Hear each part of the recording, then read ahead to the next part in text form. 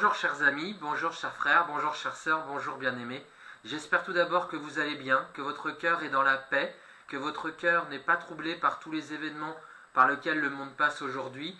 Et je continue de prier pour chacun d'entre vous, pour que Dieu vous donne cette paix que le monde ne connaît pas et que Dieu souhaite donner à toute sa créature. Je suis content de vous retrouver ce matin pour une nouvelle vidéo d'un jour un verset. Et le verset que j'ai sur le cœur depuis plusieurs jours, et je souhaiterais vraiment vous le partager de la part du Seigneur, se situe dans le psaume 119. Pour ceux qui connaissent la Bible, le psaume 119 est composé de 176 versets. Et j'encourage chacun à le lire, ce psaume, à prendre le temps de le lire, verset par verset, et vous verrez, c'est une pépite de la Bible. Et je me suis arrêté sur le verset 105 de ce psaume, qui dit comme cela, « Ta parole est une lampe à mes pieds, et une lumière sur mon sentier. » Alors ça, c'est la version seconde. Et dans une version qu'on appelle la version du semeur, il est écrit « Ta parole est comme une lampe qui guide tous mes pas. Elle est une lumière éclairant mon chemin. » Amen. Et dans ce verset, nous avons 5 mots importants. Nous avons parole, lampe, pied, lumière et sentier. Alors de quelle parole ici le psalmiste nous parle-t-il ? Il nous parle de la parole de Dieu. Tout d'abord, la parole écrite de Dieu. Voilà, je vous encourage à lire la Bible. La parole, c'est également ce que Dieu dit, ce que Dieu parle à nos cœurs, ce que Dieu souffle à nos cœurs par son Esprit Saint. Ça peut être par les prophéties, ça peut être par une parole d'encouragement, par une parole de révélation. Ça peut être par une vidéo que vous voyez sur Internet de la part de Dieu. Une lampe à mes pieds. Et vous voyez, ce matin, j'ai pris cette lampe. Voilà. La parole de Dieu, c'est une lampe qui brille dans le noir.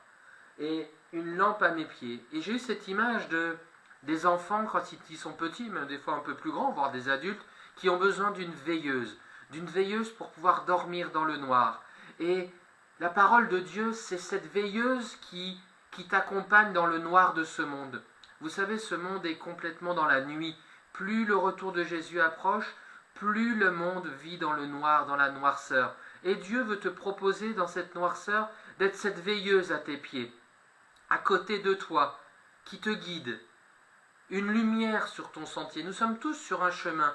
Nous avons tous des chemins différents, mais nous avons un seul but tous ensemble, c'est d'arriver au ciel. Et si toi tu ne connais pas le Seigneur, si toi tu n'as pas donné ton cœur à Jésus encore, je t'encourage vraiment à rencontrer un chrétien pour qu'il puisse te parler de Jésus.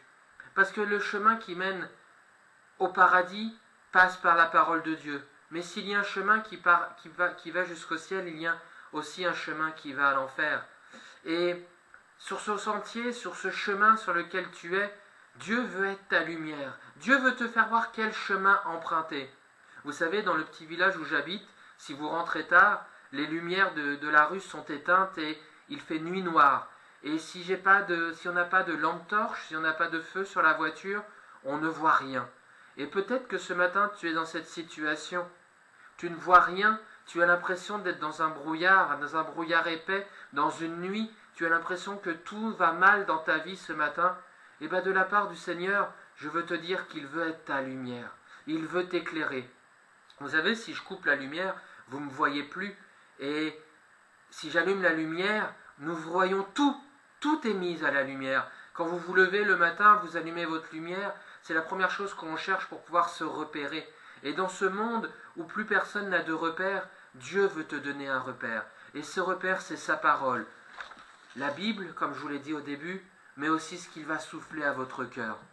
Voilà, chers frères et sœurs, chers amis bien-aimés, je vous invite vraiment à lire la parole de Dieu. Si vous ne l'avez pas, écrivez-moi et je me ferai un plaisir de vous en offrir une. Que le Seigneur vous protège, que le Seigneur vous guide. Je vous aime. À bientôt.